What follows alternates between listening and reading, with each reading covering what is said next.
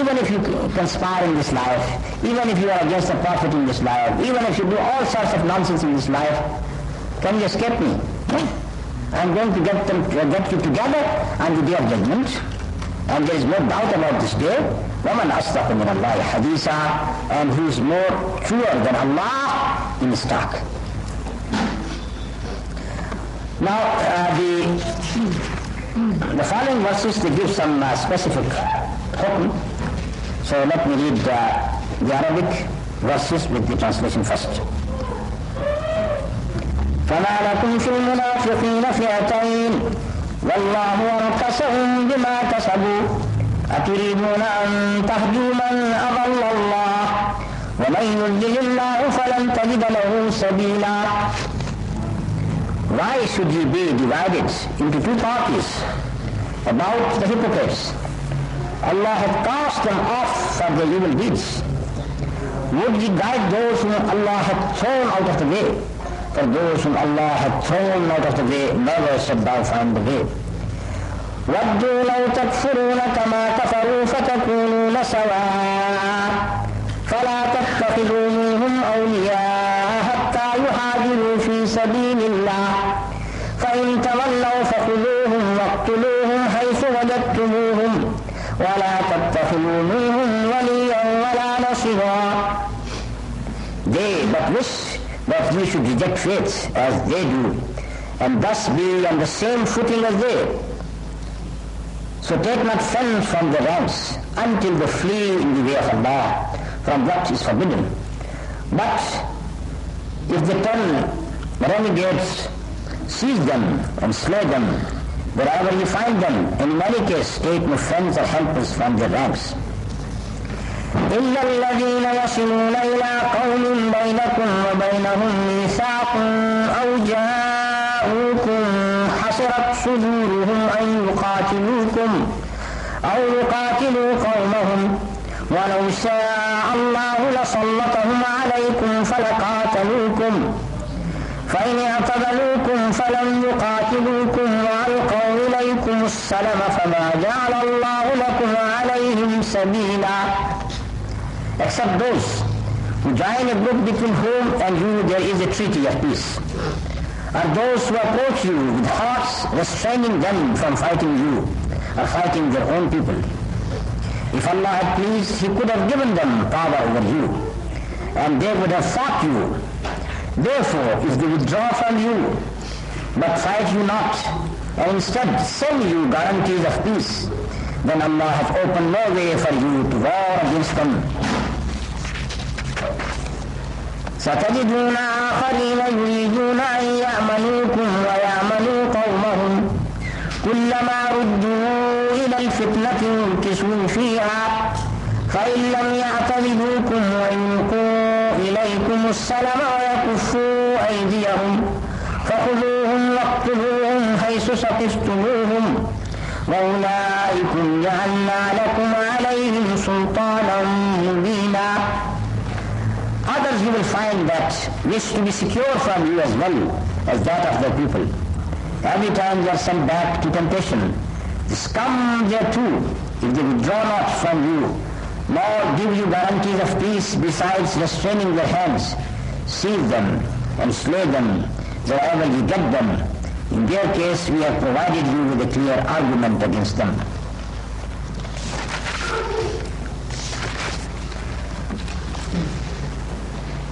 Verse number 88. Why you people got two opinions or two groups as far as hypocrites are concerned? فَمَا لَكُمْ فِي الْمُنَافِقِينَ فِئَتَيْنِ. Now it is said that this ayah is related to the events which took place at the time of Uhud.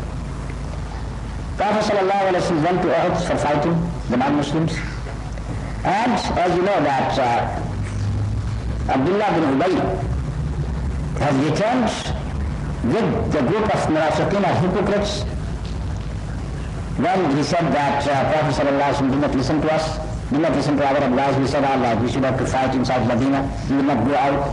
Why did he go out? So they left the Prophet ﷺ. So now the believers were discussing their case. This is what it seems to be. Some people were saying, all right, leave them. Don't try to punish them. And the other people were saying, no, these people have done a great injustice to the Muslims, to the believers, so we must fight them, we must kill them. These are the two opinions. Now that is one of the opinions which is presented here by some Mufassirin. The other opinion is that this ayah is related to those people who were still in Makkah. They have believed, they have become Muslim.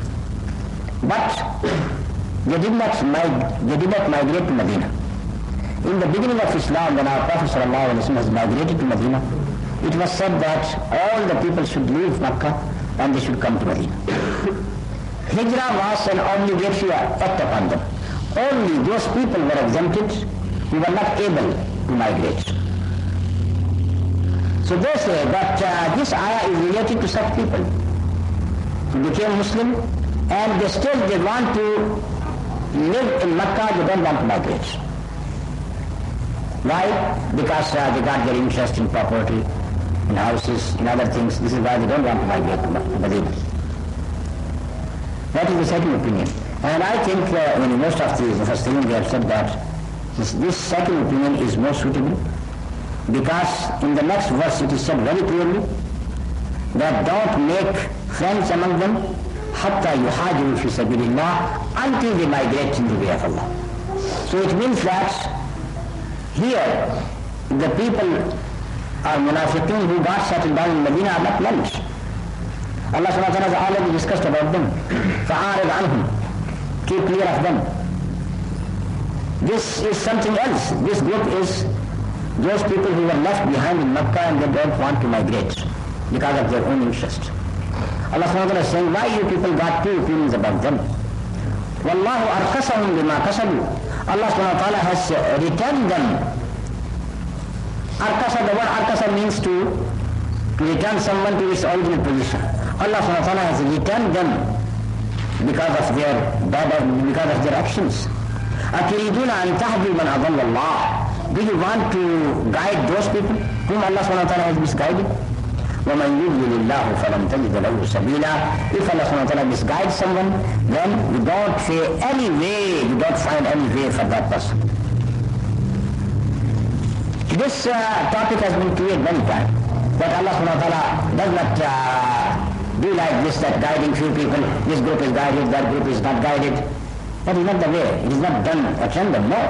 Allah subhanahu wa ta'ala has shown the right path. And then He has given the clear indications and signs that if you take these steps, then the path of Islam will be easy for you. If you take these steps, then the path of Kufr will be easy for you. So the person who takes one step towards Islam, that path becomes easy for him. On the contrary, the person who takes one step on the evil path, it becomes evil for him, it becomes easy for him. But because Allah subhanahu wa ta'ala has given him this power to choose between the right and wrong, between Islam and Kufr, this is why every action is attributed to Allah. Allah subhanahu wa ta'ala guides whom He likes. Allah subhanahu wa ta'ala misguides whom He likes. Why? Because the power to choose between good and bad is coming from Allah. So that should be understood very clearly. So Allah subhanahu wa ta'ala is saying that you people, why you got two opinions about these kuffar, about these hypocrites? Allah subhanahu wa ta'ala has returned them because of their actions. So it means that those hypocrites who were left in Medina, those who were left in Makkah, those who did not want to come to Medina, Allah subhanahu wa ta'ala did not praise them. Allah subhanahu wa ta'ala is saying about them that these people are, وَاللَّهُ أَرْكَسَهُمْ بِمَا كَسَبُوا. They were returned into their infidelity. Now, as I said, al-hijrah, migration, is of many kinds. First hijrah which was obligatory was hijrah, migration from Makkah to Medina. That was obligatory upon every Muslim at that time. Even those people who were living in Dar al-Harb, any place where there was a fighting between the Muslims and the non-Muslims, it was obligatory to come back from that place to the place of Islam. After the conquest of Makkah, the Prophet ﷺ said, لا حجرة بعد الفتح ولكن جهاد وليا. There is no hijrah, there is no migration after the conquest of Makkah. Means from Makkah to Medina, there is no hijrah now. Because Makkah has become Darul Islam. But there is still jihad, you can do jihad wherever you are. And we have the niyyah, the intention of jihad. So the hijrah from Makkah and Medina was abrogated. There was no more hijrah of this type. But hijrah from any Darul Kufr to any Darul Islam was still allowed. And it will still remain open to the day of judgment. That is one type of hijrah. The second type of hijrah is Al-Muhajiru man hajara ma naha Allahu anhu.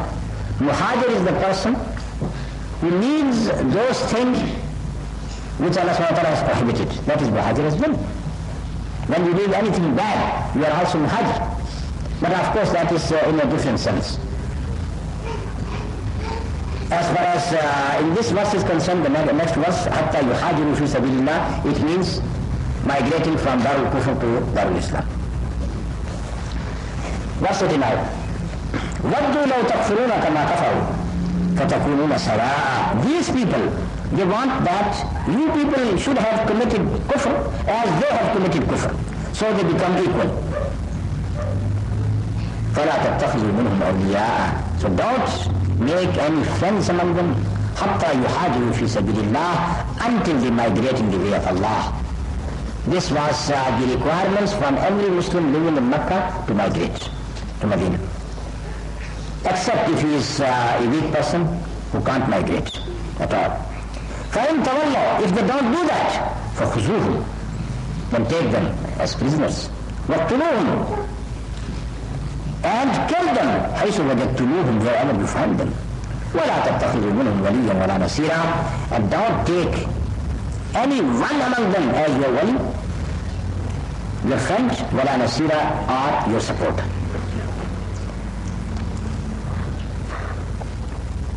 Now, the matter is very clear. Those people who profess Islam, but they don't want to migrate from Darul Kufr at that time to Darul Islam, they have to be fought back. And they have to be killed if they don't migrate in the way of Allah subhanahu wa ta'ala. But there are exceptions after that. Few people are exempted. And who are these people? Verse number 90. إِلَّا الَّذِينَ يَصِلُونَ إِلَىٰ قَوْمٍ بَيْنَكُمْ وَبَيْنَهُمْ مِيثَاقٌ. First group, those people who got a pledge with you. بَيْنَكُمْ وَبَيْنَهُمْ مِيثَاقٌ.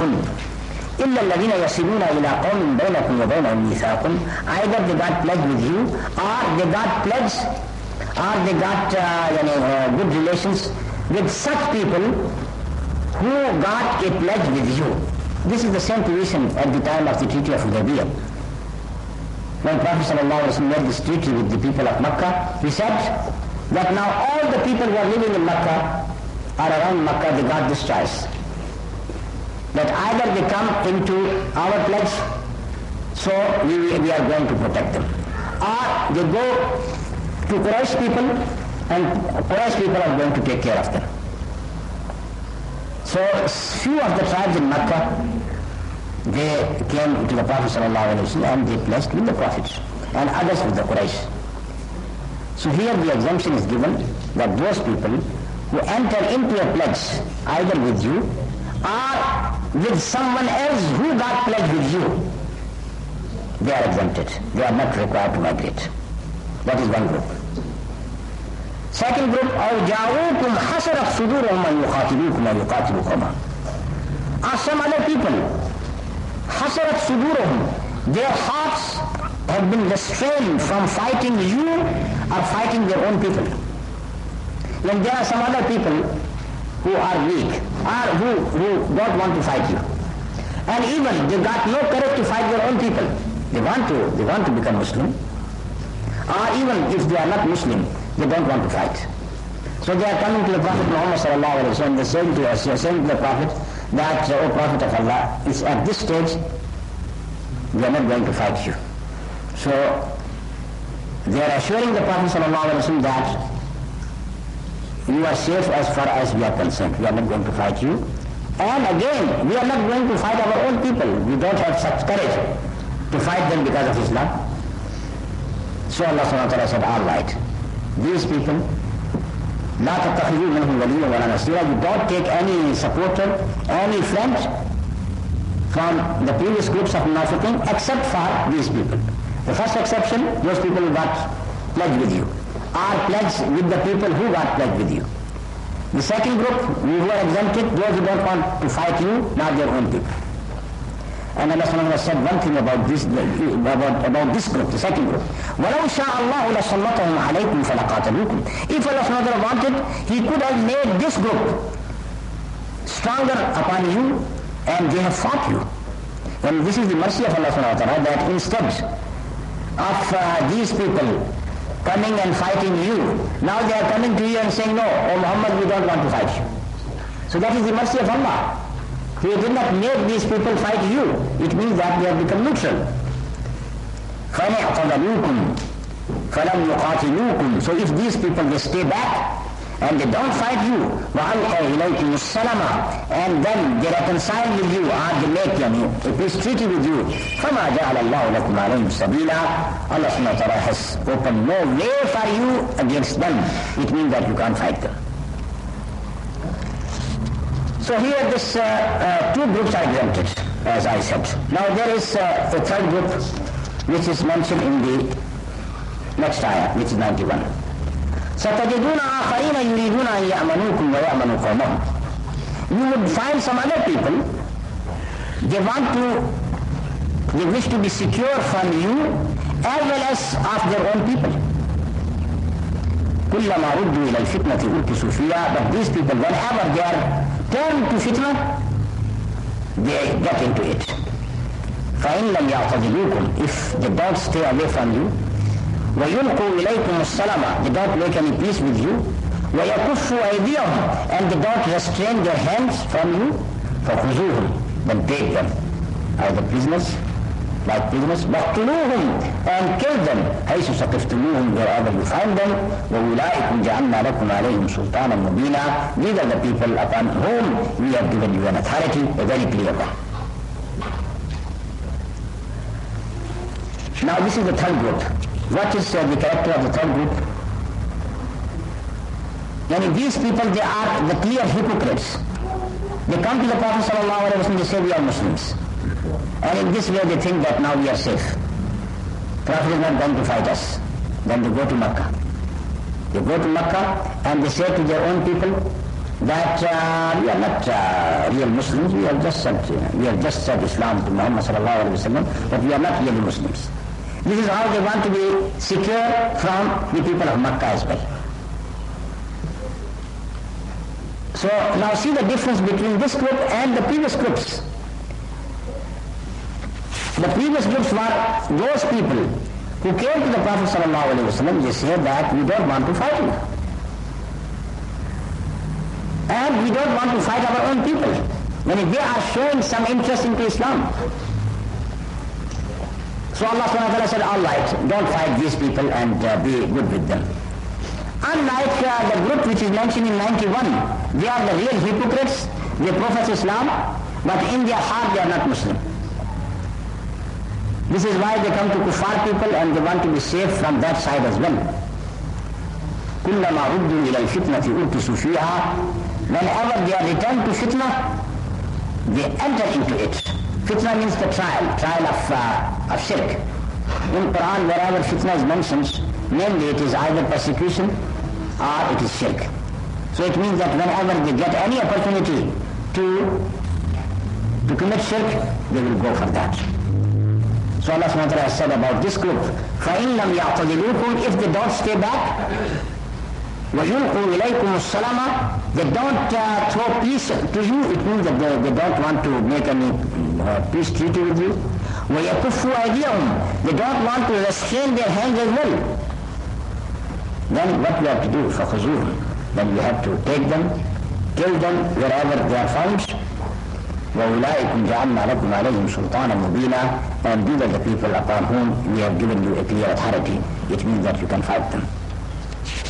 So what we understood from this passage and the previous passage, that in the time of the Prophet ﷺ, there was some munafiqeen in Medina.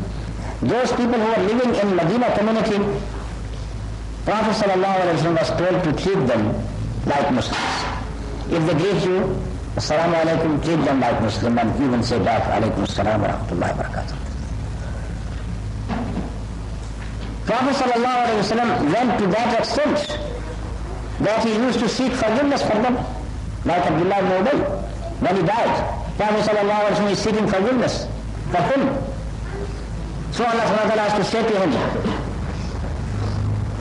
سواء عليهم واستغفرت لهم أم لم تستغفر لهم لن يغفر الله لهم إن الله لا يهدي القوم الفاسقين من سورة المنافقين.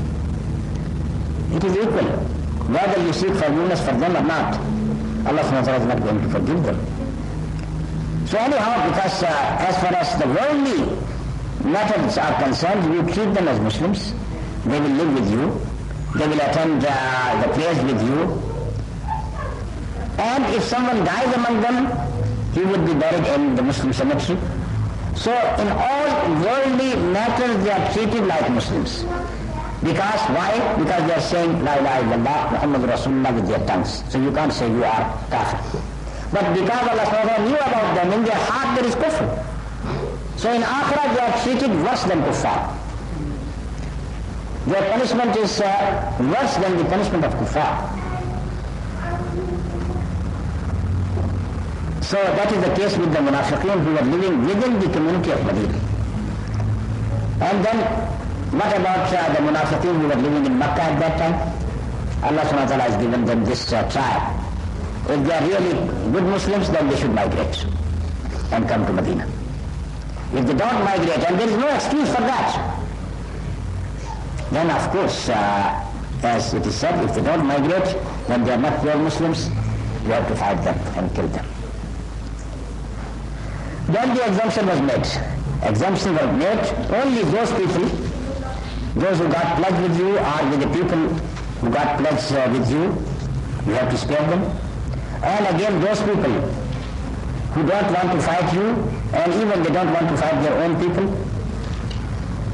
so they have stayed back from you and they have made to a peace treaty with you, so you are not allowed to touch them or to fight them. This is how this matter was clarified as far as the munafiqeen are concerned. You know that when in the Battle of Uhud, people like the uncle of the Prophet ﷺ, Abbas, came and he was fighting from among the kuffar people. So when he was captured, Prophet ﷺ wanted to treat him gently. Not because he is the uncle of the Prophet ﷺ, no. Why? Because he was forced to come. He did not like to come, he did not like to fight, but because he was, at that time he was a kafir, so he was forced to come. Not in Uhud, that was in Badr. When 70 of them were captured as captives and they were treated by the Muslims in a certain way. Either if they can give some ransom, they were set free. If they did not give ransom, they were allowed to, they were asked to teach the children of Medina. So people like Abbas were forced to come. So they are not treated as munafiqeen. Munafiqeen are those people who believed in Islam, but they were undermining Islam all the times. They were working against Islam all the times. And with the study of hadith, you know that our Prophet ﷺ has given the signs of a munafiq, hypocrite. In the time of the Prophet ﷺ, he was given the knowledge of munafiqeen. Who are the munafiqeen? And the Prophet ﷺ has disclosed the names of some of them to one of his Sahabi, Huzaifa. So Huzaifa did not reveal that secret. But people like Sayyidina Umar used to come to him and say, Allah, tell me, I am not among them. He said, no, you are not among them. So this is how he was relieved. Of course, Sayyidina Umar, he is one of the 10 persons who were given the good news of Jannah in his own lifetime. But still he was so much worried that he asked Huzaifa, am I among one of them? He said, no.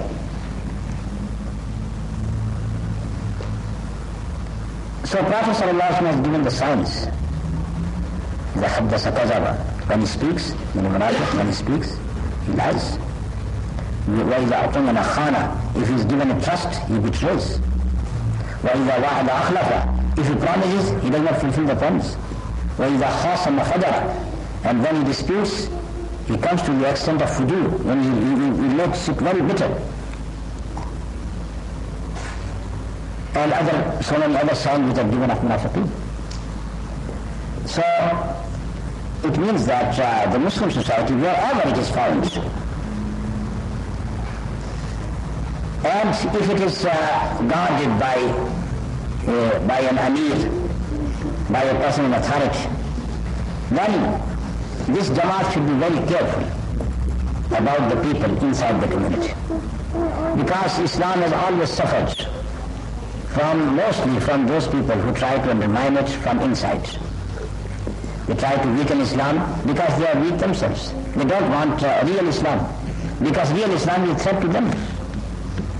So they try to introduce their types of Islam wherever they are found.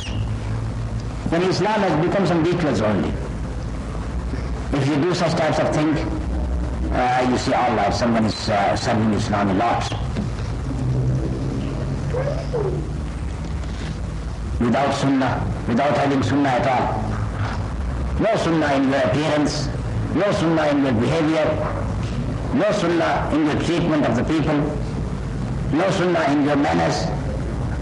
But because you say that I am working for Islam, and someone is publishing books on Islam, and having institutions and seats of learning for Islam, we say that this is the real Islam which we are presenting. No. Islam is not just a philosophy that you just spread it without implementing it. No, Islam is a deen. You have to practice what you are saying. If you don't practice that Islam, then it means that there is something wrong with you. It may be a weakness. Yes, many people have got weakness. Because of weakness, they may not be 100% good Muslims. That is something else. But nifaq is that thing that you know that this is Islam, and then we don't implement it. You think that it is not suitable for 20th century. You can't implement it in our own times. What type of Islam it is? I think my verse has come to an end, but just to make a very, just to speak about a very recent experience which I have gone through, and it is not a part of this lesson. I have just witnessed a ceremony, and that ceremony was organized to give respect to a great alim of hadith, to give him awards. So this award was given by a big personality in the Islamic world, one of the sultans in the Far East area. And what I have seen in this ceremony, that all the people were sitting on their chairs, and then it was announced that His Majesty so-and-so is coming. So all the people stand up until he passes in between them and he comes to the stage. He sits down, then all the people sit down. And same thing was repeated when he was leaving the stage. His Majesty was leaving the stage to that hall, and all the people stand up, including that big sheikh who was awarded all the ceremony in respect of the Sunnah of the Prophet ﷺ, as they are saying. And what is the Sunnah of the Prophet in this particular manner? Our Prophet ﷺ said, "La taqumu li kama yaqumu al-ajimu li mulukihim." Our Prophet has said that, oh people, he said to Sahaba, don't stand for me as these al-ajam. Al-ajam, here it means al-ajam, the Iranians, at that time the Persians, not Iranians, Persians, because they were still non-Muslim at that time. As the non-Arabs people stand for their kings. And he was so worried about that once when he was